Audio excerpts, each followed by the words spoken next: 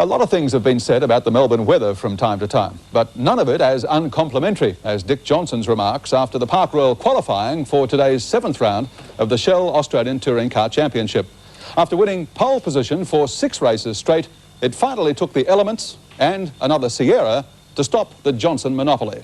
Conditions were bitter cold, but the pace red hot as Andrew Miedecke carved up the lap record in early qualifying with a time of 1 minute 46.41. It was a time that championship leader Dick Johnson couldn't match. In fact, he ended the session in 3rd spot behind teammate John Bowe in the 2nd of the red Shell Sierras. Of course, there was still another session to come, but no sooner had it started than the rain came tumbling down and cars were headed back to the pits for wet weather tyres.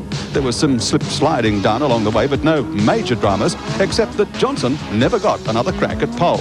Well, it certainly caught us by surprise yesterday and left us without a decent time in the 2nd session. You know, we only got 1 or 2 laps in and didn't really have enough time to put our tyres on. We had a couple of little problems in the early session and at least managed to put a time down good enough to get us 3rd on the grid anyway. It's a long while since you've looked at the back of another car on the grid. Well, hopefully we can rectify that problem by the 1st corner. The session was a shambles, and even wet weather ace Jim Richards was getting steamed up over the conditions. He and MOBIL BMW boss Peter Brock had to content themselves with 8th and 9th positions on the grid. Larry Perkins is just ahead of them, still pedalling furiously in the Commodore VL, but at least Sandown will allow him to make best use of the V8 power. The hard luck story belonged to Colin Bond, barely able to post a time in either session after alternator troubles, and he's well back on the grid. But the Celtic Sierra at least has finally got its new engine. We'll put it this way, I think the race is going to be interesting. We're fairly confident we can still catch up to the front runners. The motor is going extremely well. As we said, it's got another 80 horsepower than what we've had before. Handling-wise, we're not 100% sure. We would have liked a few more laps, obviously, but it feels quite okay, and we're looking forward to the race today. Lakeside winner Tony Longhurst occupies 6th position on the grid in the Freeport Sierra, again looking to run all day, wet or dry, and hoping the front runners bring themselves unstuck. Also on the 3rd row is the new Peter Jackson Nissan, still not wound up to its full potential, and with George Fury returning to the wheel this week in place of Ben Seaton. In the end result, no one improved on their 1st session time, but that didn't worry Alan Moffat, firmly locked into 4th position on the grid in the improving ANZ Sierra with a time of 1 minute 48.74, proving that last week's placing at Lakeside was no fluke. Moffat shares the 2nd row with Johnson on 147.02, while John Bowe has the jump on his Shell team partner, putting the number 18 car on the outside of the front row with a time of 146.97. But Miedecke was the man who read Melbourne's weather best to post quick time before the rain, and at 4.4 seconds under the lap record, he doubts that they could have caught him anyway. You must have your own private weather consultant, Andrew. Yes, but I really, to be honest, I don't really care what it does. You know, rain or shine, I think we're fairly competitive in either specification. Well, it was pretty fortuitous, though, the way the practice sessions worked out. You put in a blinder in the 1st session and the rain spoiled it for everybody else.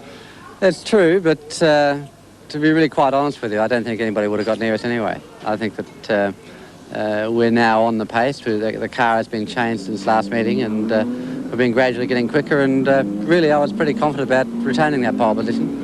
3 points for pole position still doesn't get Andrew a look in our NEC Car Star Award, with its end-of-season prizes of the portable telephone, the invaluable NEC home computer, and of course the superb NEC VHS video camera. Dick Johnson still heads the queue for the goodies by a big margin, with 72 points to Colin Bond's 40, followed by Longhurst, Bowe and Richards. Well, hopefully today we'll be able to get another 9 points, which is what we're looking for. It is a bit of a worry when you lose 3, though. But certainly we'll be trying for the NEC Park Royal Prize, because that's the reason we went to Amaroo, is to get enough points to win it, and hopefully we might just be able to do that. And welcome back to Sandown International Raceway. We're preparing for round 7 of the Shell Ultra Australian Touring Car Championship, and we have a new man on pole position, as Gary Wilkinson told us just prior to the last break, and that of course is Andrew Miedecke in the Oxo SUPERCUBE machine, number 6. Andrew, of course, 38 years of age, from Port Macquarie in New South Wales, racing the Oxo Sierra. 2nd in the 75-76 Australian Formula 2 Championship. 2nd in the 82 Australian Formula 1 Championship and in 83. And currently 8th in the series on 24 points. And a man who has been threatening to knock over one of the Shell Ultra Touring Car rounds since the start of the season. All came together well for him yesterday, but he has a hard job ahead of him, containing John Bowe off the start, Dick Johnson and Alan Moffat in row number 2. Strong field today. The Peter Jackson Nissan Skyline is back. George Fury at the wheel. Alan Moffat, a little more competitive at each round. Drivers have just been introduced to the grandstand spectators and are returning to the pit area. Alan Moffat, of course, 48 years of age, and he is Mr. Melbourne. Just look at that list of credentials. First, 73, 76 and 77 and 83 in the Australian Touring Car title. Winner of Bathurst in 70, 71, 73 and 77. Winner of the Australian Endurance Championship 82 through 84, and first in the 87 World Touring Car Championship round at Monza in Italy. Another of our Nissan know our stats. And there's the scene here at Sandown International Raceway. Drivers just about to helmet up and they will be ready for dispatch. 32 laps the distance around the Sandown course today for round 7. Only 2 rounds to go in the championship. And that, of course, 3 weeks' time at Sydney's Amaroo Park Raceway, and the big grand final that we look forward to each year at Sydney's Oran Park Raceway. And they are planning a super-duper grand final to this year's series. Big season too for Oran Park. They, of course, will be hosting the Australian Route of the World Superbike Championship on the 25th of September, and you'll see that exclusively on 7 Sport. Let's take a look how they line up. Andrew Miedecke has pole position today in the Oxo SuperCube Ford Sierra. Sharing the front row, John Bowe in the second, the Shell Ultra High Ford Sierras. Row number 3 inside is Dick Johnson in the number 17 Shell Sierra. On the outside of the second row, 9 Alan Moffat in the ANZ Ford Sierra. From 5, 30 Georgie Fury in the Peter Jackson Nissan Skyline. Out of 6, Tony Longhurst. Last start winner at Lakeside from 7, 11 Larry Perkins. From position number 8, car number 1, the Mobile 1 Racing Team BMW of Jimmy Richards. And keeping him company, 05 Peter Brock, the second of the Mobile BMWs. Rounding out the 10, 8 Andrew Bagnall in the Oxo SuperCube Ford Sierra. But a very, very strong field of 27 starters. Let's go to the look a little further down the field beyond the top 10. Tony Noski qualified well in the Commodore from 11. Bill O'Brien, who's a regular every time the tour comes to Victoria, will be starting the Everlast Automotive Service Commodore. Murray Carter, the veteran NETCOMM Australia Nissan Skyline. Tony Mulverhill is in the field, so too Gerald Kay in the Jag Parts Racing Commodore. Graham Lusty. Colin Bond, as Gary Wilco mentioned earlier, will be starting out of position number 17 today. So he has the job ahead of him. There's Tony Longhurst, winner at Lakeside last weekend. Laurie Nelson in the Capri starts out of 17. And I think we're just about set on the warm-up lap. So they come past the grandstand. Crowd gives them a big cheer as they start hauling, getting some heat into those tyres. Andrew Miedecke, Alan Moffat, John Bowe, Dickie Johnson going through, so too Tony Longhurst and the 2 Mobile 1 BMWs. Andrew Bagnall, Graham Lusty, and Hunter going through, Williams through in the Commodore. We're going to have a dry race this afternoon. Early this morning, Neil Crompton, it looked like it might have been a wet Sandown. Yes, when we arrived at the circuit, it was certainly very damp, and the edges of the road were a bit diabolical, and that was clearly displayed in some of the support events this morning when a few guys got in strife. But fortunately, the circuit has dried out, although can't see behind us, but I believe there are a few threatening clouds around at the moment. We hope for a dry race. And I think we're going to be in for a beauty. Andrew Miedecke on pole, a time of 1:46.41, the fastest man ever to fling a touring car around the 3.9 kilometres of the Sandown course. And Dick Johnson not in his customary position, 43 years of age from Brisbane, 3-time winner of this championship, winner of the shortened James Hardy 1000, 9-time Queensland Touring Car champion. He leads very comfortably at the moment with 95 points. Those details, compliments of Nissan. It's really interesting to go back through your figures and, for example, compare Dick Johnson's qualifying for this round of the Touring Car Championship this time last year. The time he set in the Shell Ultra High Sierra was a 1:49.9. By comparison, 12 months later, a 1:47.02. Talk about giant leaps of performance. Something wrong with Johnson. Slowed. Oh. All slowed. Now what's happening here? They have to slow before they start the race. No, I thought for a minute... You just put the 27 people standing behind us have just jumped out of the way, thinking that something's gone wrong with Dick Johnson's car. I noticed just prior to the start, the mechanics of both the Shell cars had the hoods up for a quick inspection before they went off on their warm-up lap. talking about the difference in performance in 12 months and what the evolution of the Ford Sierra has done for its performance. Andrew Miedecke, 3.5 seconds quicker in qualifying yesterday than he was 12 months ago. It's just a massive amount of time. It's hard to imagine. George Fury had pole position at this corresponding round last year. It's his second drive in the Nissan this weekend. Twice Australian Rally Champion and the winner of the coveted Southern Cross Rally back in '79. It's been a tough road to hoe in the Australian Touring Car Championship, twice the runner-up, and third in the '87 title, George Fury. Someone out on the grid again in front of the vehicles. We're just waiting now for final confirmation. The track gets the all clear. I think Alan Moffat's done a great job to get up on the second row of the grid. Certainly has the dice off the front row. I don't think we're too far off the start. Drivers bringing the revs up in the cars for the front row. Andrew Miedecke and John Bowe. Round number 7 of the Shell Ultra Touring Car Championship from Sandown. Beautiful start there from Miedecke on the inside. They all get away very quickly indeed, but it'll be John Bowe who wins the start, grabs another gear and goes for it. And here's Longhurst down the outside with Dick Johnson. They've both split the field already. Heading down into the left-hander. How close do you want it? Johnson has bounded out of the second row, and going in right behind him is Tony Longhurst. A brilliant start also from George Fury as they make it down through the left-hander.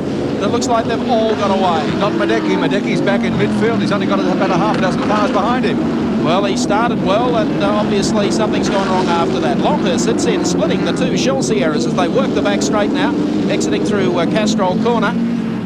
George Fury, a good start there, now sits in 4th spot.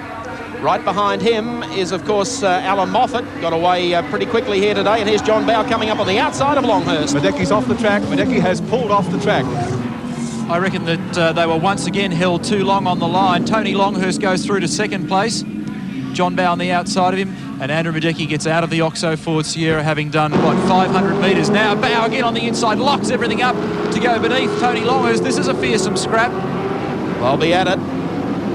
Bowe trying to cover for Dick Johnson. But Tony, providing he's got the right setup here today, will make life unbearable, I would think, for John Bowe and Dickie Johnson. He gets back on the tail of him. Fury sits back there in 4th spot. Perkins also a good start in the Holden Special Vehicles car. John Bowe really lights it up as he puts power to the ground in the lower gears through the tight part of the track. The rear end of the car really sliding. It's been a very good start from both Tony Longhurst and George Fury. Larry Perkins has lost a little bit of ground. This car only lasted a couple of laps in its first appearance back in Adelaide. Then they had some small problems with it up at Lakeside last weekend, overheating. And the crowd acknowledges the charge down the front straight as Dick Johnson leads the pack, car 17, then John Bowe, Tony Longhurst, George Fury. A fairly healthy gap back to Larry Perkins. Colin Bond has come ripping through the field. He's passed Andrew Bagnall and Jim Richards and Peter Brock. Yeah, Bond's travel through the pack has been absolutely outstanding. Started from 17, now up to 6, really. He has been hauling the freight. And Alan Moffat, who started from 4th spot, dropped back to about 9. Yes, he's made a fairly slow start again. He's done that for the last couple of rounds of the championship, but it doesn't seem to have altered his end result. It's the gap from Fury to Perkins, and then Bond, the charger in the pack at the moment, already rounding up the BMWs, gone past Andrew Bagnall. A shocking day yesterday in practice for him. Second in the championship at the moment, needs to get into contact with these fellas here. John Bowe and Tony Longhurst. He's 4th in the point score at the moment, Longhurst, and he also needs to try and close in some of those valuable points. There are really 3 fellas in the championship at the moment, with Johnson leading. John Bowe and Colin Bond arguing over second place.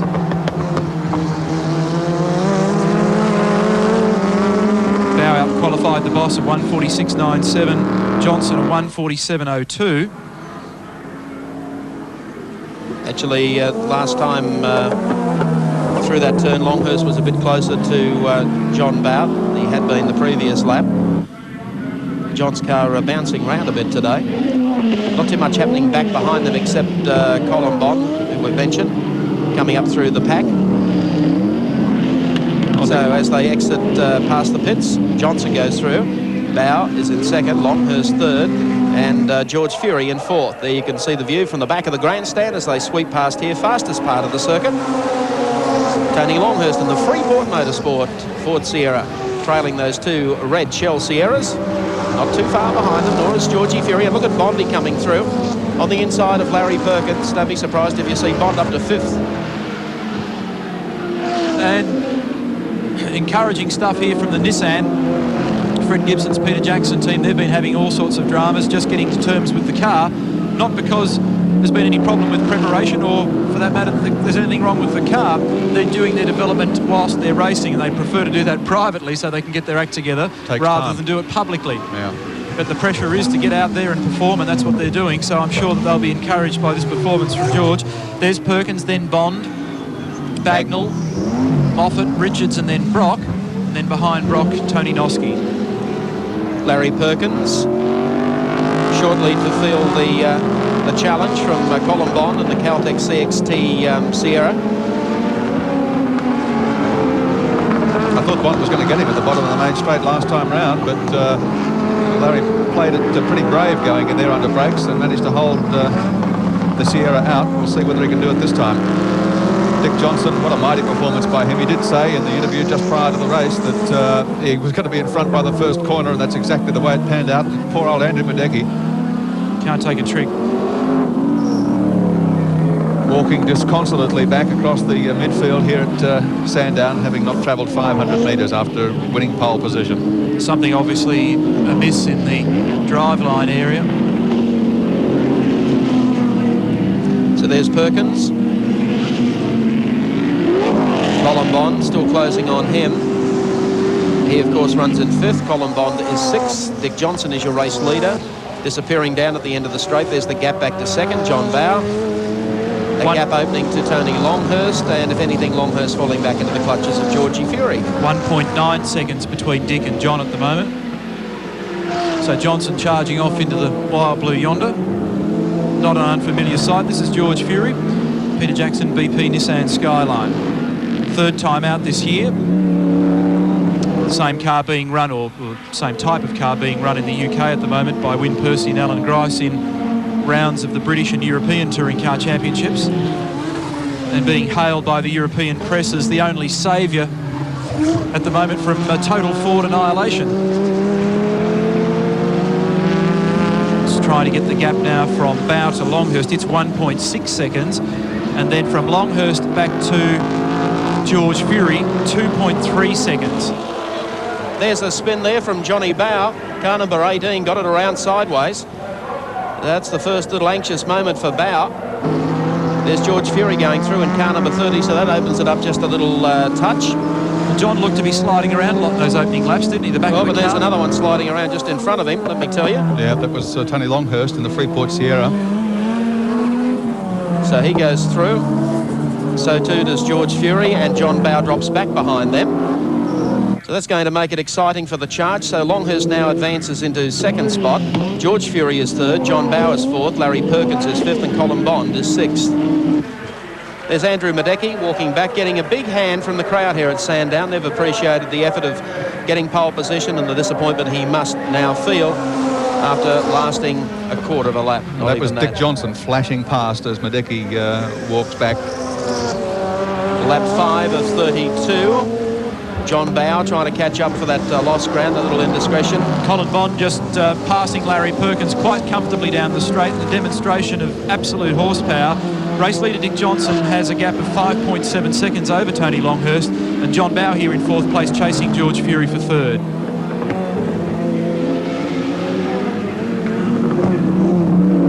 Now they work the rise up the back hill here at Sandown. You'll notice the speed difference between John Bow and George Fury. That'll give you an indication. Nissan, a bit of work to do on the number 30 car. It's a bit depressing, isn't it, for the opposition at the moment? These things are very, very fast. And no doubt that Neil Lowe and his team of engineers have got the 2 Shell cars really cooking. And they were the first fellas to really discover true horsepower in these cars. Certainly the others are following now. Longhurst, Moffat and Bond. But that's incredible when you can just pull out and go whack like that. It makes life a lot easier. Well, the times that the cars are doing now, one can only... I know it's terrible to turn the clock back, but at Bathurst last year with the Eggenberger cars, I got a feeling these cars of Johnson's would have run away and hidden from Eggenberger's cars. Let's recap it for you on the Castrol scoreboard. Tricky Dick Johnson is your race leader. Tony Longhurst second. Georgie Fury was third, now fourth. Bowers moved up the spot, and rounding out the 5 is Colin Bond.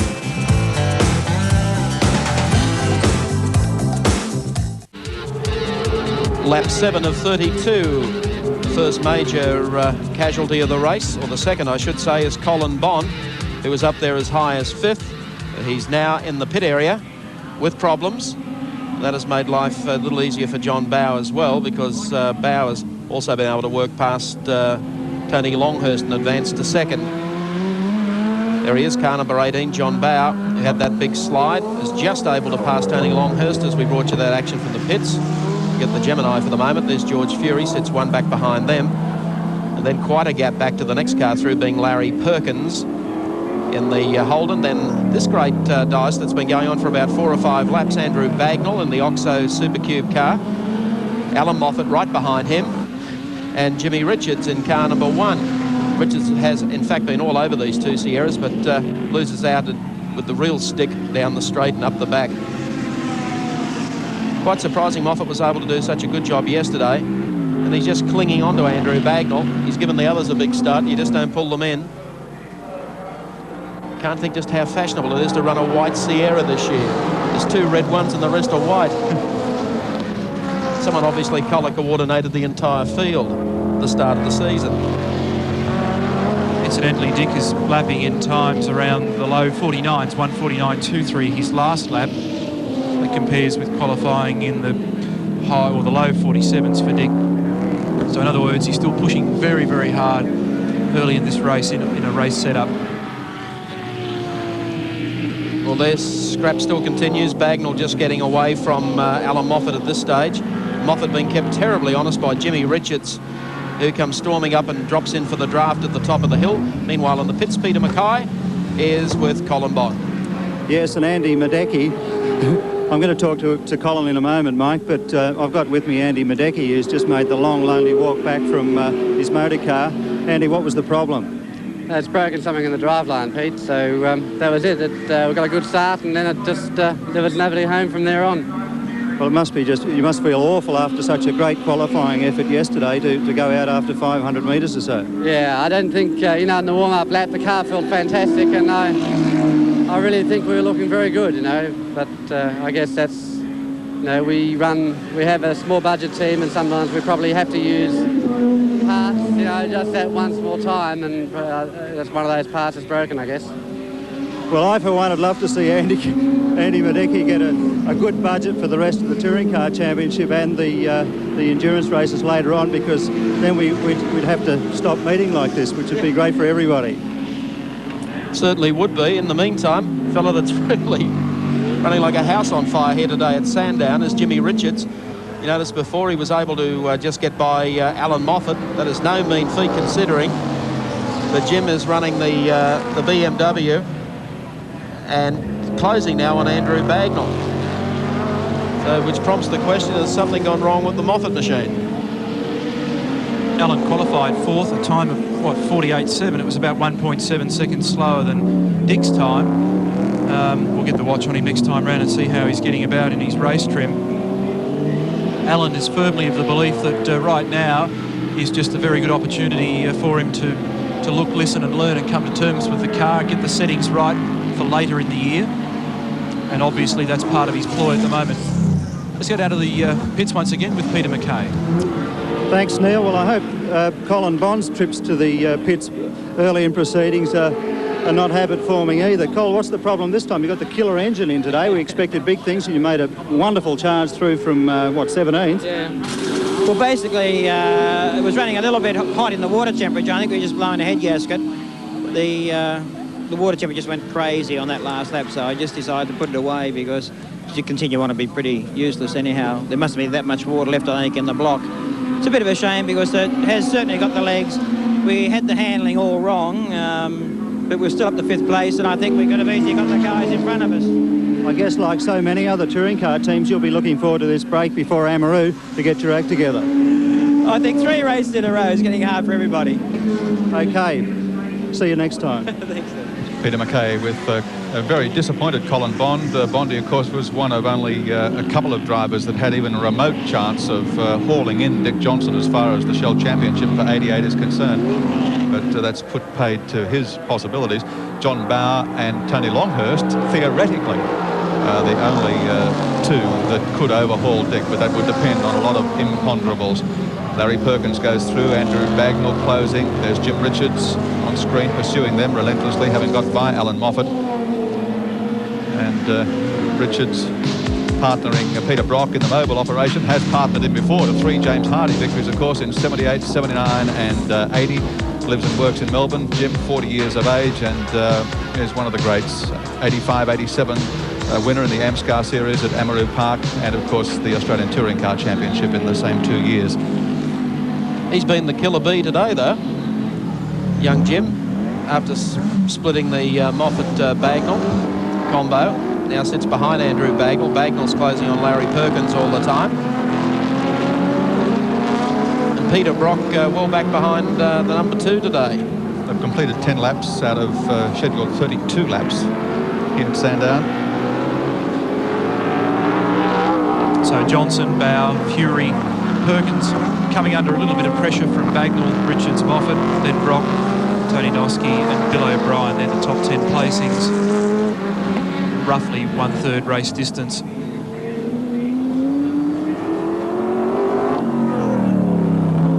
He's throwing it around all right. Nice and close to the tail of Andrew Bagnall, the second Oxo car. There's Larry Perkins. They're all making ground on Larry at this stage. Moffat hasn't been able to do too much with Jim Richards. BMWs seem to have found their pace at Sandown, and that's it, because Jim qualified here last year in a 49.6 and he qualified here yesterday at exactly the same time. And this particular track, you would expect the Sierras to run away and hide from Jim. All of them, I mean.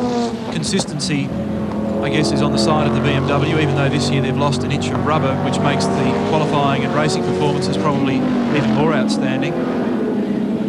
But they are capable of running hard and consistent for a long time, and that's being demonstrated. And up goes Jimmy. Nope, can't get in there. Just thinking about it. That's being demonstrated at the moment in the European Touring Car Championship, where Roberto Rebaglia is doing very well and has won a round, and I think leads the title from the Fords, who've had a few problems.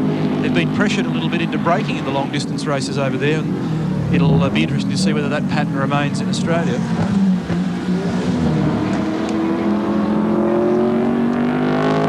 Andrew Bagnall out of there. He was gaining on Larry Perkins.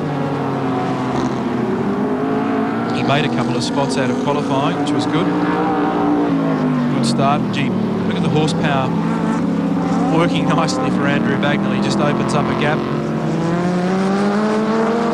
And when things tighten up a little bit in this part of the track, you'll find when they come back out the other side, Jim Richards is all over the back of him. In fact, the back of the BMW that time getting a little slippery as Jim turned right, then left, and then through the really slow part of the course. Hard to get a car as quick as a Ford Sierra through there. And Alan Moffat squeezes the power on gently. A real consideration for these fellas in today's race is tyres. Be so careful with them. I think it always looks comfortable and easy from where we sit, but the fellas that have driven Ford Sierras say that it's very difficult work. A car with that much horsepower, very light, about 1,100 kilograms, and like most racing cars, never enough rubber underneath you.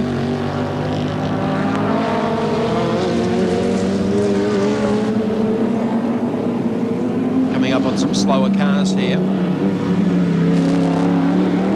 This is really the only dice of the race. Most of them are really spread out now by about 4 or 5 car lengths. That's why we've been keeping an eye on this. It's the same old story. Bagnall just flies away going up the hill, and horsepower comes into play. Yeah, he makes an enormous gap up there. It's, the camera fibs a bit. It's when you look from the side, it's very wide. And then Jim goes through this whole process again from about this point on, thrashes the little BMW around the back to the best of its handling and braking abilities, and then gets right in underneath the back of the Sierra and And you just go zop down the straight. I've got the watch on Jim Richards this time. It'll be interesting to see how quickly these three drivers are getting around the circuit by comparison to Johnson, who's still doing 49s.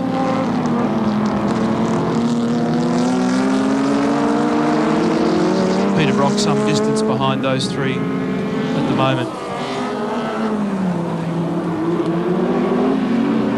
Well, for all their potency, Sierras are proving a little fragile, apart from the front runners, of course, here at Sandown. In the top 10 on the track at the moment, there are only 4 Sierras. Of course, they're running first and second with Johnson and Bauer. And then Bagnall running in 5th place, Moffat running 7th. But 3 Commodores up there in the top 10. The 2 BMWs, of course, and George Fury in the Nissan. Jim Richards' run in the championship so far this year. You'll recall a bit of the drama surrounding the air intake system on the BMWs in round 1 as Alan Moffat gets very close to the back of the BMW and makes good his assault. What's Jim like under brakes here? I don't think he can argue. He thinks about it though. Look at those on the inside. Great stuff from Jim Richards. How frustrated would Alan Moffat feel after that one? How frustrated does Jim Richards feel? He just says another 100 horsepower I'd have him for lunch. Got to take your hat off to Jim Richards. Superb piece of driving. Trouble for George Fury, is it? Yep. Andrew Bagnall has just gone straight past him on the outside, so Fury has got problems with the Peter Jackson NISSAN Skyline. Richards goes through and Moffat will be the next one through as well.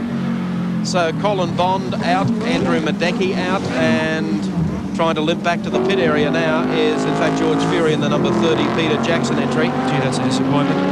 Incidentally, Jim's time on that lap, flat tyre, hasn't it? Oh yeah, was a 1:53.24. So what's that? 4 seconds slower than the sort of times that Dickie's doing. Okay, let's have a look at a NEC replay coming down the straight. When did the tyre problem surface? Just then. Not a nice spot for it to happen for George. That'd give him something to think about tonight. Ooh. He has a look up in the mirror. A mark of the champion and the driver that he can rescue a situation like that from about probably 150 odd mile an hour at the end of that straight. Yeah, keep it under control at that speed and under brakes as well. Great effort. Brock goes by. Peter Brock and Alan Moffat, whilst not in a position to threaten Dick Johnson in this race, at least at this stage, are the winningest drivers in touring car races at Sandown over the years. They've each won 4 races here in the Touring Car Championship. Of course, the other races are here as well. Here comes George Fury. So this brings Larry Perkins to 3rd, Bagnall to 4th, Richards to 5th. And a frantic but sort of semi-futile stop now for the Nissan team. But valuable development will come out of today's race. They want to go right through to the end.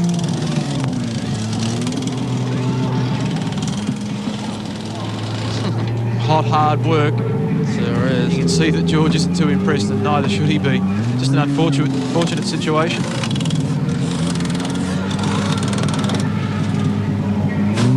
They take... Whoa! Goodness me. Get those jacks up. Oh, gee, that's dangerous. He ended up losing fingers in all that. What happened? Well, it was like this, George. They put one on the back too. The precaution of extra rubber. So anytime you're ready, let's make sure they're taking the inside ones off now. George takes off. That really has cost him. There goes John Bauer through, so he goes down a lap automatically. Fury comes back out in the race running 16th, and an anxious moment or so for the guy changing. Have a look at this on our NEC replay. The guy's just adjusting the, then all of a sudden he would have had his fingers up the top part of the wheel. Well, you lost them. Well, you saw it. Close-up pit work here at Sandown as John Bauer continues to run in 2nd spot behind Dick Johnson. Larry Perkins still back there in 3rd. And he's about half a lap down, incidentally. So it looks like another Dick Johnson race here today at Sandown International Raceway. Placings, Dick Johnson, the race leader, John Bauer in 2nd. correct that. That is right. Tony Longhurst back into third. Perkins is fourth, and Andrew Bagnall is fifth. Any team orders. This is the scrap between Moffat and Richards. It's been going on and on and on. A couple of absolute professionals. One with a bit more horsepower, the other one probably with a bit more grip and braking and cornering capacity. And the end result's about the same, as you can see. Real cat and mouse stuff, isn't it? Two of the best, Richards and Moffat going hard at it. Jim's car sliding about a bit, the battle for 6th and 7th. It's not bad, at least it's a dice. So in front of these fellas, Bagnall, just marginally, and about 1 seconds further in front of Bagnall, we've got Larry Perkins. There's Perkins, there's Bagnall, and then these two. Watch this again as Jim tries to get a little snap over Allen as they come onto the straight. Just watch the Sierra. Straight past. He waves to Allen. And now what he'll try and do is snap in behind here. I think Allen's got him once and for all now. Allen goes waltzing around under brakes here, and Richard says, ha ha ha, down the inside, gotcha again.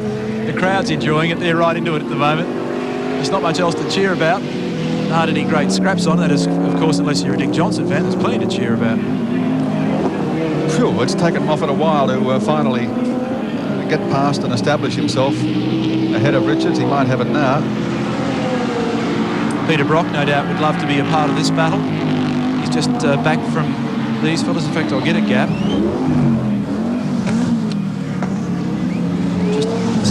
Even there, Allen hasn't been able to stretch it out over Richards, and Richards will now make life unbearable again for him down through the...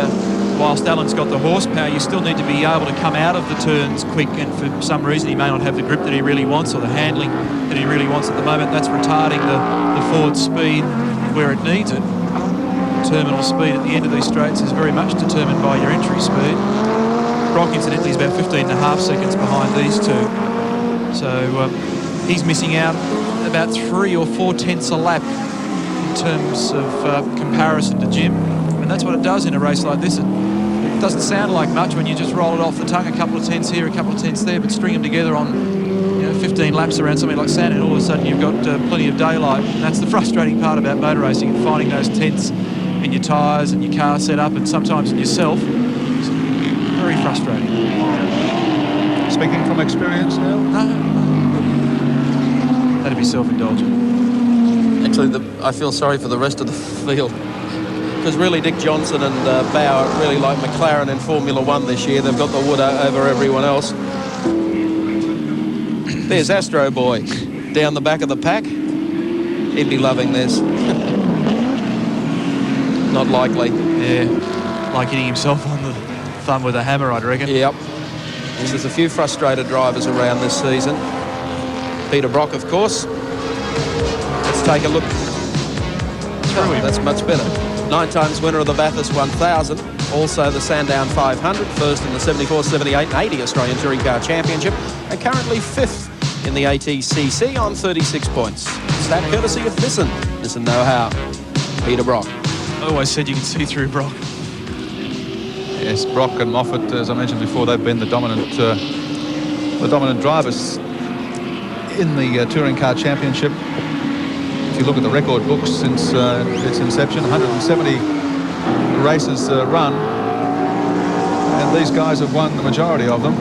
Wilco's tapped a vein of information. Yes, here. I have.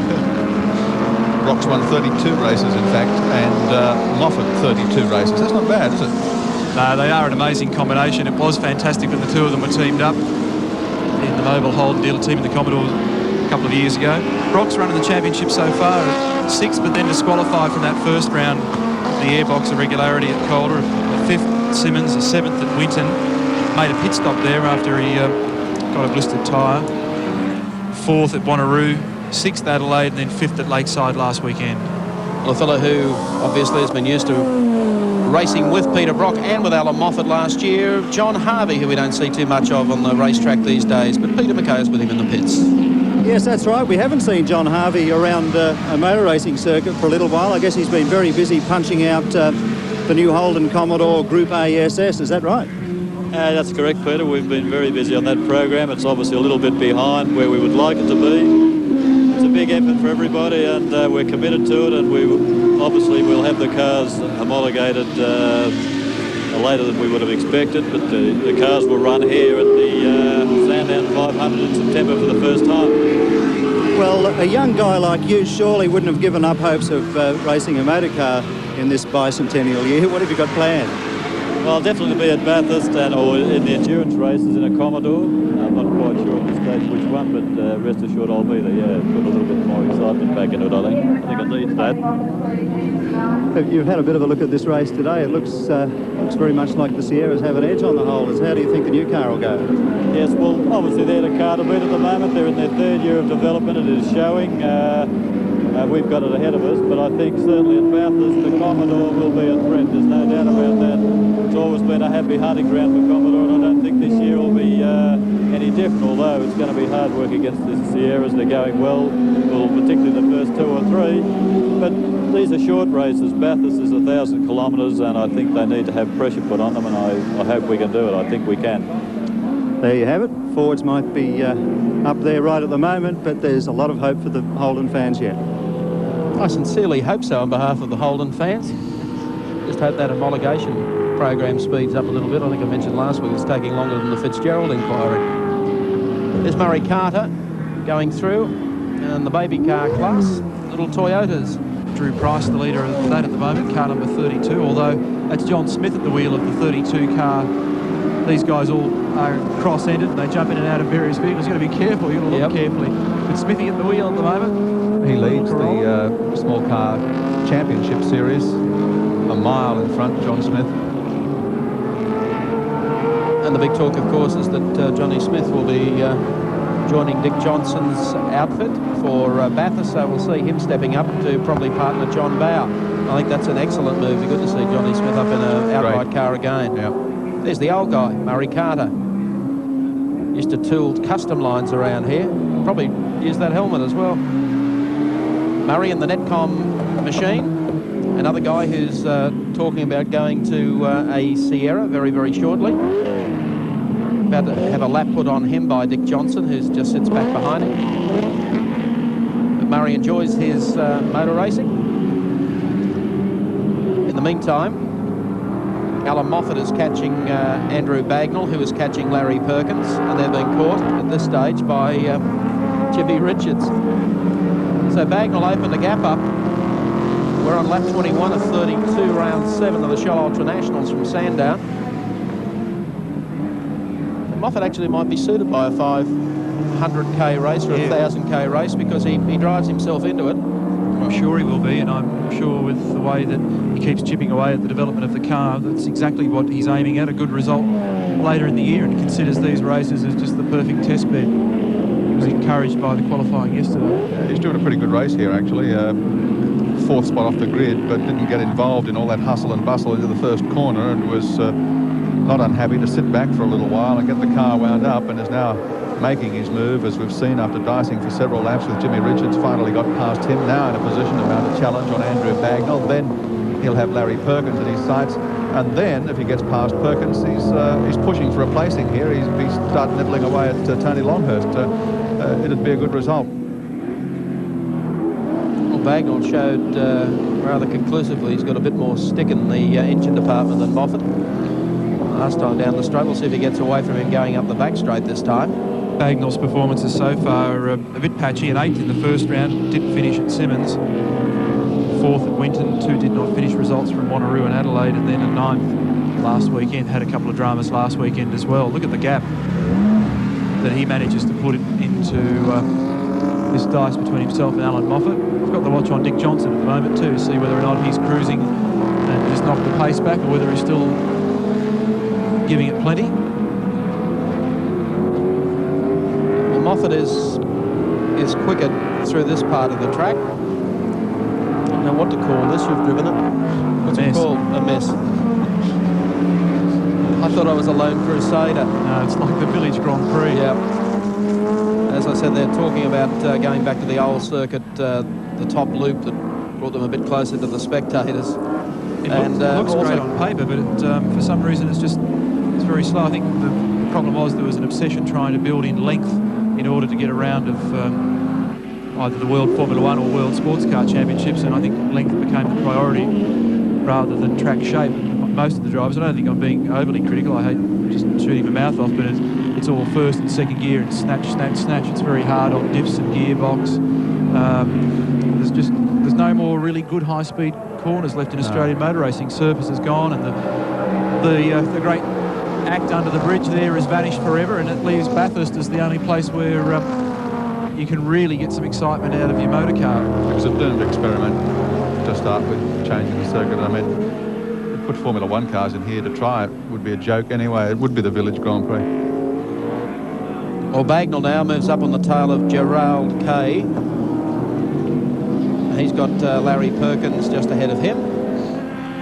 All this end of the circuit's it's beautiful, it's good, and all the drivers get really enthusiastic about the run up the back straight and this next series of hairpins, just where it tightens up in a couple of those spots. And I guess it's always easy to sit back and criticise, but there was a task at hand, and that was to get a 3.9 kilometre circuit here, and that's what they've ended up with. And it's the same for everybody. Yep. You just got to get on with the job. But Larry Perkins is coming under a bit of pressure here at the moment from Andrew Bagnall. Larry would be feeling the pinch. 1,350 kilogram motor car now starting to get a little bit soggy on its tyres. 1,100 kilogram Ford Sierra. It's looking a little bit sharper at this end of the race, and Larry disappears tomorrow, flies straight to England. I detailed earlier in our telecast the exciting plans that he has in the next couple of weekends, while we take a very brief break from Motorsport 88, and he's joining 14 drivers, or a 14-driver squad in Tom Walkinshaw's Silk Cut Jaguar team for the all-time factory assault on the 24-hour race at Le Mans. Look at Moffat lurking in there again behind Bagnall. Just waiting for these two to fall into his clutches, I feel. Bagnall a little taily going through that corner. Perkins has got away on him again, going through that part of the course. Straight line, let's see what Bagnall's horsepower can do for him. Moves over to the inside running. I don't know whether he's got the legs to get under. No, he hasn't. He lost a bit of ground there, and he was well aware of it. He glanced up in his mirror and thought, wonder where Moffat is. Let's have a look at the Castrol scoreboard. Dick Johnson leads comfortably from John Bowe. Tony Longhurst still doing a great job in third. Then Larry Perkins, followed by Andrew Bagnall. We're back with the concluding stages of round 7 of the Shell Ultra Australian Touring Car Championship in just a tick.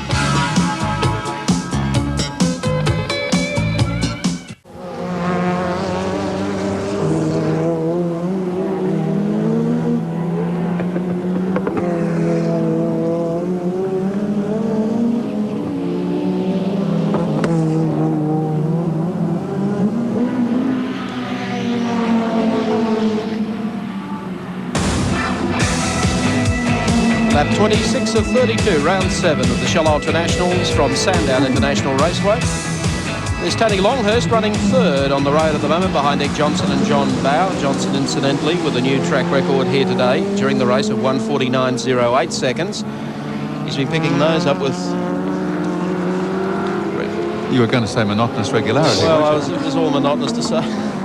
But it really has been the Dick Johnson show here today at Sandown. Longhurst having some problems. Just 6 odd seconds, as you said, Bowe to Longhurst, but still a bit of pressure on John Bowe here. He can't afford to relax at all because Tony is never going to give up in this caper. Well, Dick Johnson's, sorry Gary, his last lap time was a 1:52.08, so they're really coming well back off the pace now. Part of the pressure on Bowe, of course, is the fact that Longhurst can still win the championship depending on results in these last 3 rounds. What Bowe's got to do is keep himself between Johnson and young Tony. Tony's established a pretty formidable record in touring car races in a short space of time. Won the Castrol 500 here in 85, winner of the AMSCAR Series in 86, fourth in the Touring Car Championship both in 86 and 87, and has 45 points in the current series in 4th place. Gave us a great race at Lakeside last weekend. A difficult race for him too, under the circumstances where there was some communication difficulty with his pit, and he wasn't totally aware of the penalty situation against Dick Johnson and didn't quite know whether he should keep his foot right in the firewall all the way, or whether he was able to ease off or not. It was a difficult race for him to drive and win. Well, he was under the impression that at one stage that the Dick thing had all been resolved somehow, which you can't do, because you jump a start, it's a judge of fact, that's it, you've jumped the start, you can't appeal it, or that's it. Incidentally, just as a comparison to, say, for example, Dick Johnson's lap of a 152.08, Larry Perkins getting around at the moment at a 153.74, and there's Alan Moffat catching him at the moment. So it's interesting, particularly the Shell Sierras make all their gains early in the race, and then they're able to just throttle back, look after their tyres and take it all easy. Most of the top 8 or 9 cars at the moment are all getting around at about the same pace. They're all holding station. But Dick and John and certainly Tony and I guess Colin Bond, had he been out there, they just break the back of the opposition in the opening 15 or 20 laps, and that's where they make their big gains. Yes, must be pretty dispiriting to see the kind of performance put in by Johnson in the opening laps. Well, it's pretty amazing stuff. New lap record in the 49s.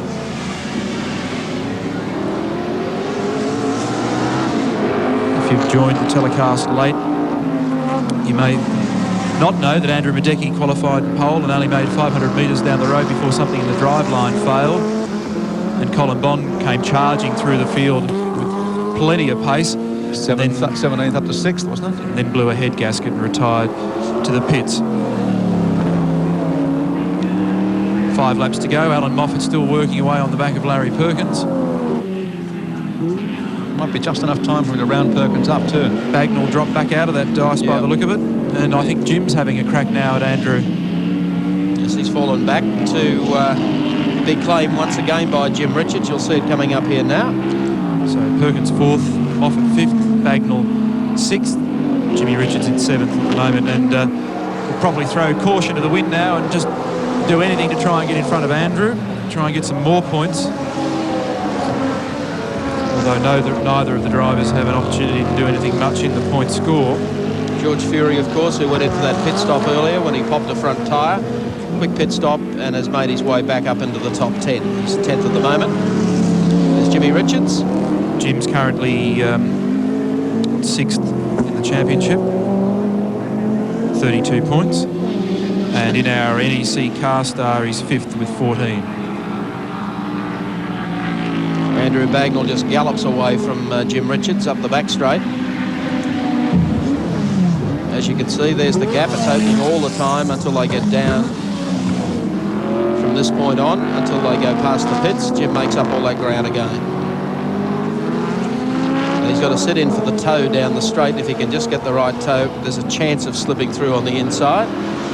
And then what happens is that Andrew passes him going up the back straight again. Coming up on a little Gemini.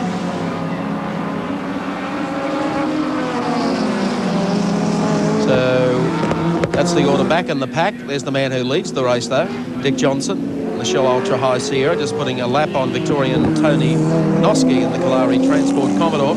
4 laps remaining in this 7th round of the touring car title. Johnson's still about 5+ seconds ahead of teammate John Bauer in 2nd spot. Another 5-6 seconds to Tony Longhurst in 3rd, then Perkins and Moffat.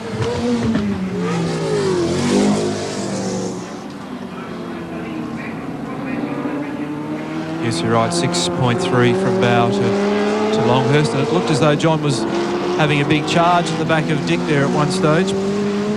It's kind of fizzed as well.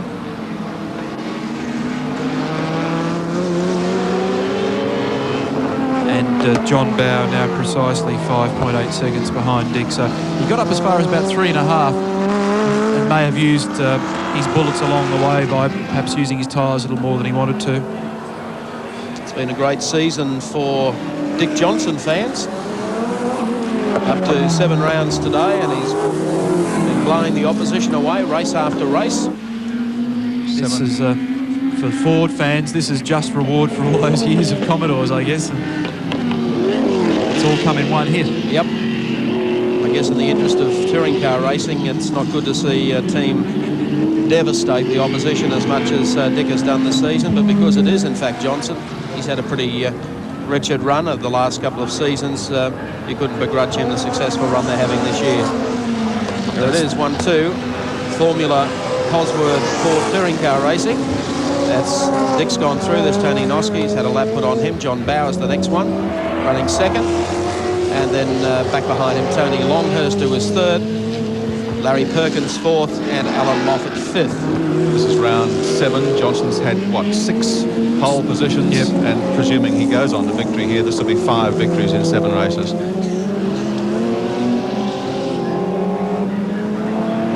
John Bow, on the other hand, didn't finish the first round at Calder with an oil pressure problem.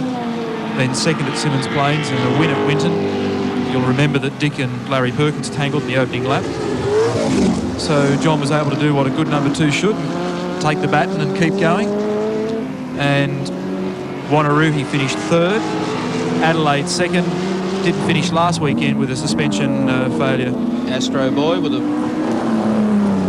Bit of a problem, I think he maybe. needs some mobile. The car was just smoking a little bit there before. Make that a lot. Yes, it sure is. We'll have to see whether Peter is going to the pits. It's a bit of a worry, isn't it? For some reason, the car... He has a chat with everyone, Pete, doesn't he? it's a big day out for Brock. Yep. He'll be really disappointed. It's driving him crazy at the moment, not being able to tag his old rivals like Moffat and Johnson. She's certainly a smokescreen. He's in behind John Smith at the moment. Oh, this is the crowd giving him a working up down the straight, getting ready for the new commercial.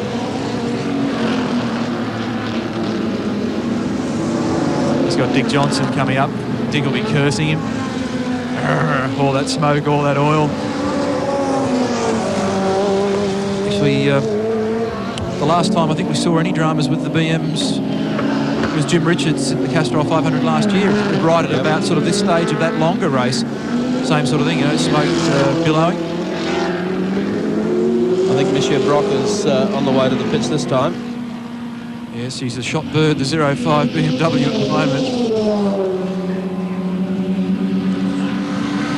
Dickie Johnson continues to open the gap all the time. John Bow coming through in second, and back behind them Tony Longhurst. Probably won't go down in the history books as the most riveting touring car race we've seen, but that is a gross understatement. Into the right-hander. And the next 2 races are Mumbo Jumbo circuits in Sydney, Rock and Roll Amaroo Park, and then the great venue for the final, of course, being Oran Park in Sydney in July. The scrap for third continues though. Larry Perkins just fending off Alan Moffat, and I think the tyres are almost shot to pieces on Perkins' car. See whether Moffat can mount a challenge. Well, I've seen Moffat today. He must be down on power, because I mean Perkins would be easy game for anyone in a strong running Sierra. Moffat has been easy on his tyres all day. Because we're going to be tight for time at the end of this race, I'll just quickly mention the point score as I unofficially see it. Dick Johnson will have 115, John Bow 77, Colin Bond not scoring a point today remains on 66, Tony Longhurst with 57, and that's as far as I've worked it out. That's good enough. They're on their last lap now. Dick Johnson in the Shell Ultra High Sierra, number 17, coming up on a couple of the Toyotas. He drifts into Castrol Corner and now onto the back straight. And it's been a trouble-free run for Dick Johnson today. John Bow, teammate, has done another superb job after having a lose and coming back through the field. I think he dropped back to about 4th or 5th. Was able to pick up the pieces and haul it all the way back to 2nd. Longhurst is going to be a good 3rd place getter in the Freeport Motorsport Sierra, and the battle for 4th to be resolved between Alan Moffat and Larry Perkins. In our NEC car star, again unofficially, just quick calculations, Dick Johnson with 81 points, Colin Bond not scoring of course with 40, And an interesting scrap now developing between Longhurst and John Bowe. They'll both have 31 apiece as we go to the as we go to the next round. Oops. Dick going around the outside there, nods his head and hand in appreciation. Oh, Brocky hasn't made it. He's come up early for the presentations. So the MOBIL machine pulls up to the edge of the racetrack, awaiting Dick Johnson, who is about to come via the pits, where the checkered flag will be there to greet him. Rocky just trying to limp around. I think it's gone as far as the BMW can possibly go. Here's Dick Johnson. Final series of corners for Dick. Number 17, past the pits. Long open spaces of Sandown start, finishing straight. Ahead of him, Nicky Johnson, car number 17, gunning the Shell Ultra High Sierra, and he's going to win round number 7 today at Sandown International Raceway. Second spot goes to John Bowe, his teammate, and third to Tony Longhurst. Well done, Nicky Johnson.